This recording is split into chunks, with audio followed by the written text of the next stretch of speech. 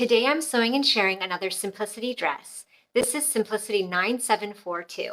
I'm sewing view A today with a front and back yoke, but this pattern also offers views to omit the yokes and add straps instead. You can find this pattern at your local fabric store or online. I've left a link for you below so you can check out all the details, grab a copy, and sew it along with me. Cut out your fabric, mark your notches and your dots, and let's get started. Apply interfacing to both of your front facings, your back facing, one collar piece, and both of your plackets. Place your bodice side back on top of your bodice back piece, right sides together matching your double notches, and pin in place. And do this on both sides for both bodice side backs. Sew these seams with a 5/8 inch seam allowance, and then you can serge your seams to finish.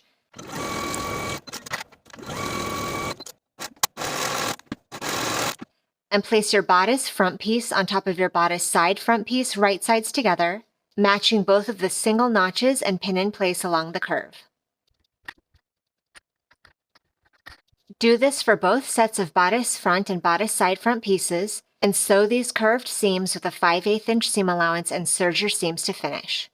Now place both of your side front pieces right sides together with your side back pieces, and pin your side seams. Sew your side seams with a 5/8 inch seam allowance and serge your seams to finish. On the bottom edges of both of your yoke front pieces, you have notches toward the edges that are about 1.25 inches away from both edges. We're going to be gathering from one notch to the other. Using the longest stitch length on your machine, stitch with about a 1/2 inch seam allowance from notch to notch, making sure to leave thread tails on both sides so that you have threads to pull for gathering. Do this for both yoke front pieces. You also have notches about 1.25 inches from the edges of your yoke back pieces, and we're going to be gathering from notch to notch for this piece as well. So go back to your machine with your yoke back piece and stitch at your longest length from notch to notch, again leaving thread tails on both sides. Place your yoke front and yoke back pieces right sides together, matching your shoulder seams, and pin in place. Attach both yoke front pieces. Sew your shoulder seams with a 5/8 inch seam allowance and serge your seams to finish. I've opened out my yoke pieces so that they're now lying flat, and I've pressed both of my side edges to the wrong side by 5/8 of an inch.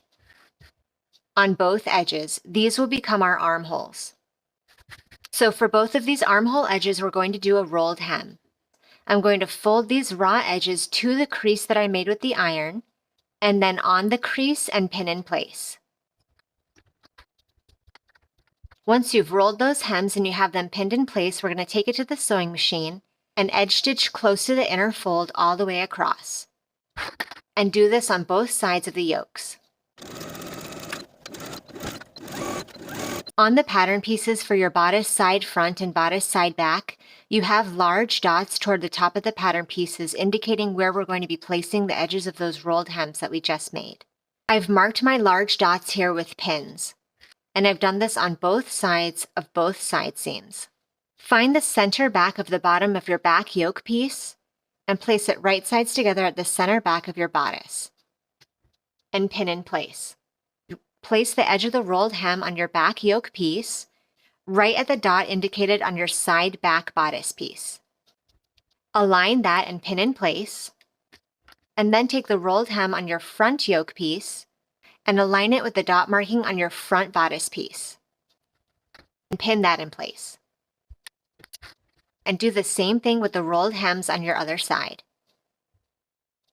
Now we can start pulling our yoke gathering sections so that the yoke fits each corresponding section of the bodice. Once each section fits and the gathers are distributed evenly, go ahead and pin in place. And do this for each section from pin to pin. Once you have this entire seam gathered and pinned in place, we're going to take it to our sewing machine and baste all the way across with a 5/8 inch seam allowance. Baste the seam with the gathers facing you so that you can keep your eye on the gathers to make sure that everything stitches up evenly.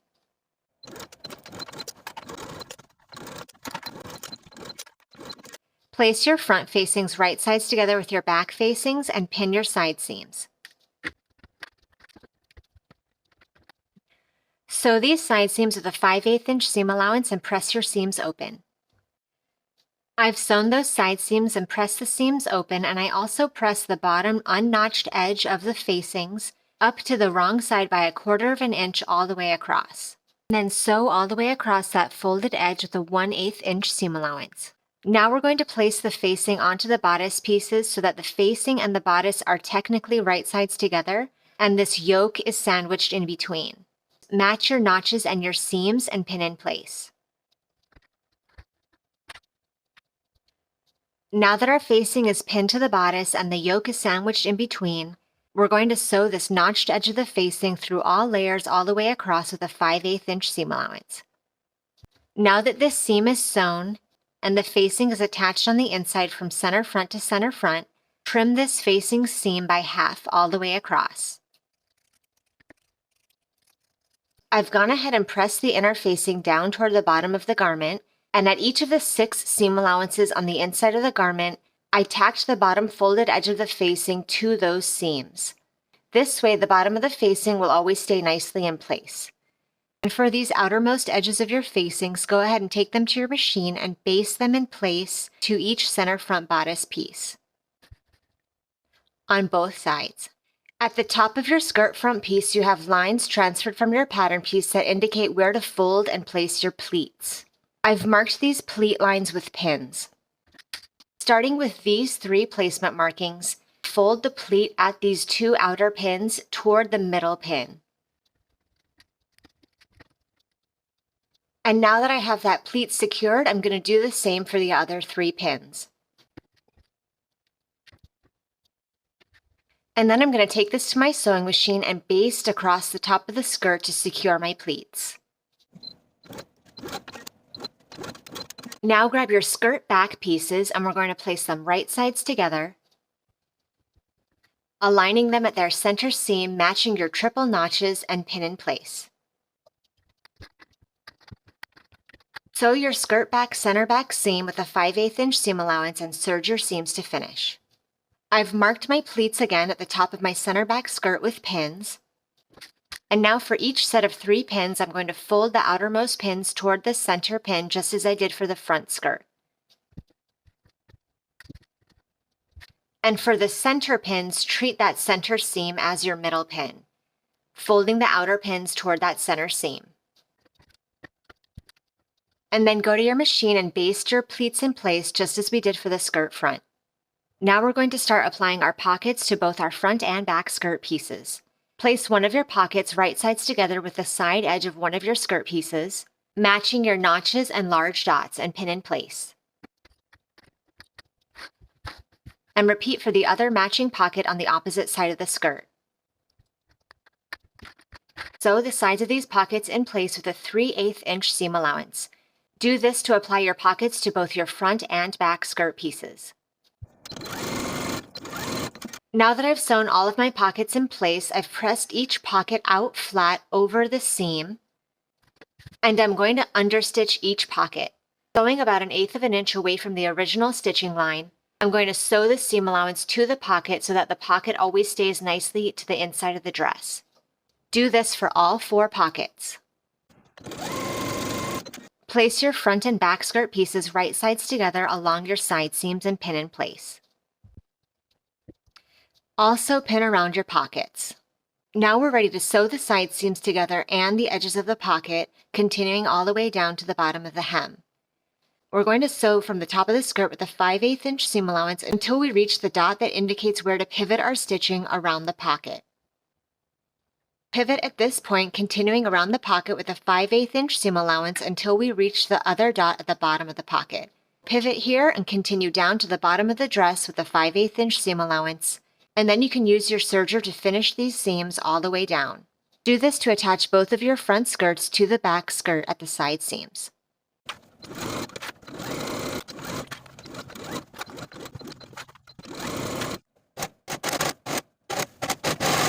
Now place the bottom of the bodice at the top of the skirt right sides together. Match your center back and all of your seams and pin in place all the way across. Sew all the way across from center front to center front with a 5/8 inch seam allowance. Serge this seam to finish and then press the seam up toward the bodice. Here is the bottom hem of my dress right at the center front on both sides. I've pressed the bottom hem of the dress on both sides to the wrong side by 5/8 of an inch. We're going to roll the hem just at the center fronts of both of these sides of the bottom of the dress for 3 inches.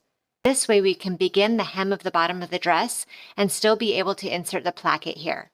I'm going to take the raw edge of the dress and fold it to my crease, and then fold it on the crease and pin in place. And I'm going to do the same thing on the other side. I'm going to take these sections to my machine and baste along the folded edges for a distance of 3 inches on each side, and I'll be ready to insert my placket. Take both of your plackets to your ironing board and press the long unnotched edges to the wrong side by 5/8 of an inch from top to bottom. And then we're going to trim these pressed sections down to 3/8 of an inch.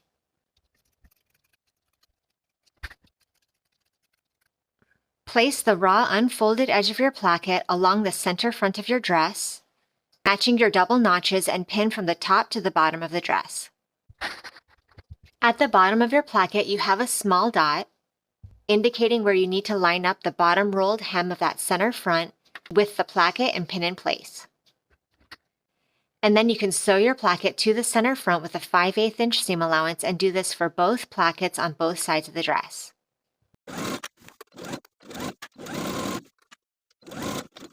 Once you've sewn your placket to the front of your dress, press the newly formed seam toward the placket. At the bottom of your dress, where the placket extends beyond the bottom hem, fold your placket right sides together so that the folded edge that we pressed and trimmed earlier meets the folded edge of the other side that we just created when we sewed that seam. And pin in place. Then you're going to sew from one side of the placket to the other, backstitching to secure, and do this for both plackets. And remember, you're just stitching across this portion that's extending beyond the bottom of the dress, which should be a 5/8 inch seam allowance. Once the bottoms of your placket are sewn, you can trim that seam and clip the corner, and then turn this placket right side out on that bottom edge, poking out that corner. Do this on both sides of the dress. For the top of the placket, we're going to finish it just a little bit differently than we did the bottom. To start, you're still going to fold the placket right sides together, again matching that outer folded edge of the placket to the seam line that we just created, and pin that in place. On your pattern piece, you have a small dot that indicates where you're going to stop your stitching and backstitch. So we're going to sew from the outer folded edge of that placket to the large dot and backstitch in place. Do this for both top edges of your placket. So I've gone ahead and stitched from that outer folded edge to the large dot. Now I'm going to clip from the top edge of my placket to the large dot, to the stitching that I just created, but not through. And now I can turn this placket right side out. Now we have a nice and neat finished placket at the top of the dress, and this seam allowance at the neckline is ready for us to insert the collar. Do this for your placket at both sides of the center front. Now that the top edge and the bottom edge of the placket are turned to the right side, we're ready to take that folded edge that we pressed earlier, place it right along our placket stitching line so that it just covers those stitches, and pin in place from top to bottom.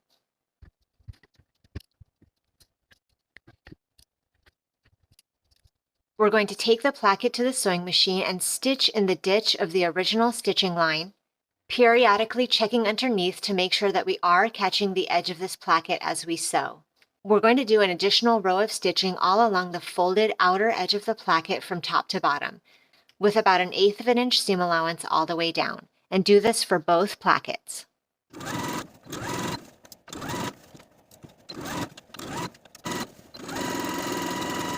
For the collar piece that you interfaced, we're going to press the notched edge of the collar to the inside by 5/8 of an inch. And then we're going to trim this seam to 3/8 of an inch. Then place your collar pieces right sides together and pin together the short edges and the bottom curved edge. Now take it to your machine and sew your collar pieces together all along the bottom and side edges, leaving this top edge open for now. Make sure to catch the folded edges of your interfaced piece as you sew. And now clip your corners close to your stitching and trim your seam allowances all the way around. Now you can turn your collar right side out and poke out those corners, and then give your collar a really good press. Place the raw, unfolded edge of your collar right sides together with the top of your dress, matching the center of the collar with the center back and pin in place. Match the edge of the collar at that seam allowance to the very edge of your neckline right where we clipped, and pin in place. And do that on both sides. And then continue clipping your entire neckline. Now we're going to sew all the way from one side of the collar to the other, sewing with a 5/8 inch seam allowance, making sure not to catch this folded edge of your collar as you sew. Now I'm going to tuck the edges of this neckline seam underneath the folded edge of the collar. Then I'm going to take this folded inner edge of the collar and place it right over that stitching line, pin in place all the way across. And then, just as we did for the placket, we're going to stitch in the ditch of the original seam line all the way across.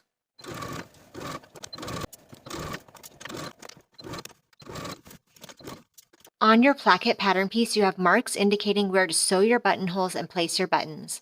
And the pattern calls for 12 5/8 inch buttons. I've placed pins here at the bottom of each buttonhole marking, and I'm going to take this to my machine and sew each of my 12 buttonholes.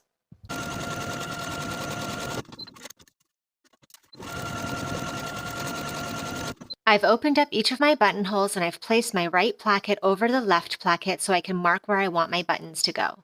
After aligning the buttonholes, I placed pins here in the left placket, marking where I want to sew my buttons. And now with a needle and thread, I'm going to sew each button in place at each of my pin markings in the center of the left placket. And now the very last thing to do is to hem the bottom of the dress. I continued pressing up the bottom raw edge of the dress to the inside by 5/8 of an inch, continuing from where we basted those center front edges earlier. I'm going to roll them in place just as we did at the centers, folding that raw edge to the crease and on the crease and pinning in place all the way across. An edge stitch close to that inner fold all the way from center front to center front, and you're all done with your dress. Thank you for watching this sew along. Make sure you check out my other videos for more great sewing inspiration, and I'll see you in the next video.